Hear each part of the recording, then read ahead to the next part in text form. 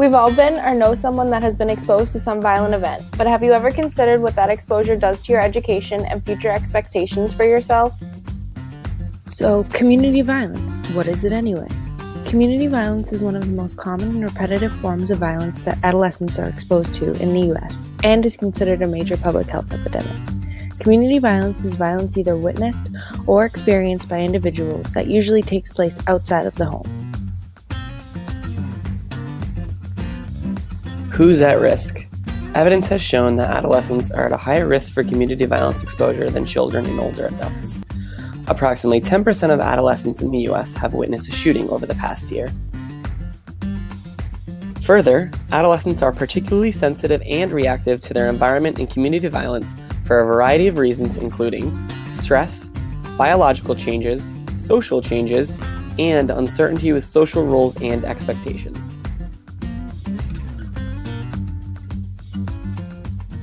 Rates of community violence are highest in African American, Hispanic, and mixed communities, putting these adolescent populations at an increased exposure risk. Communities of low socioeconomic status are also at a higher risk for community violence. The problem addressed in this article is a strong link between community violence, exposure, and delinquent or aggressive behaviors during adolescence. The United States has one of the highest rates of juvenile delinquency in the world directly related to violence exposure. So how can we solve this issue?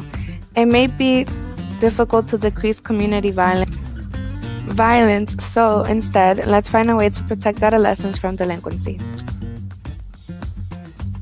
First, we should take a look at two major theories concerning adolescent delinquency.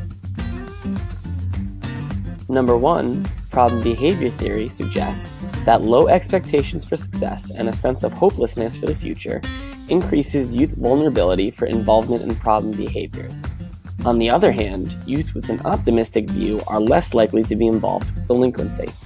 The second theory, social control theory, suggests that youth who are more connected to role models, such as parents and school personnel, are more likely to conform to more conventional norms and less likely to engage in delinquent behaviors. Also, the collective monitoring and supervision in the community acts as an informal form of monitoring that prevents youth from engaging in other risky behaviors.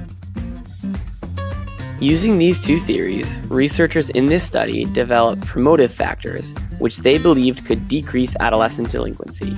These factors are future expectations, family warmth, school attachment, and neighborhood cohesion. So what? In this study, exposed youth showed lower levels of family warmth and future expectations in neighborhoods with community violence. This led to findings that these four protective factors, which are future expectations, family warmth, school attachment, and neighborhood cohesion, decreased adolescent delinquency. These factors show the importance of school and family in an adolescent's life. Individuals with future expectations demonstrated lower levels of delinquency than those without it.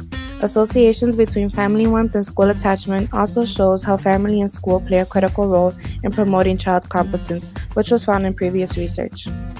The main finding was that future expectations is the main promotive factor in protecting against the correlation between community violence and adolescence delinquency. So what does this mean? How can we change all this? Researchers are using their findings to support a buffering hypothesis, where the promotive factor, in this case future expectations, can decrease the risk of adolescent delinquency. You are buffering a major risk factor with a protective factor to create a more positive outcome. If we can work to improve the future expectations in school environments, it would work to protect these at-risk populations from the negative effects of community violence. So what's next? Using these findings to create interventions are important, considering the high rates of violence among minority groups. The most effective interventions are programs emphasizing promotive factors across several domains. This can be done through before and after school programs and adult supervised structured activities to promote self-confidence and optimism.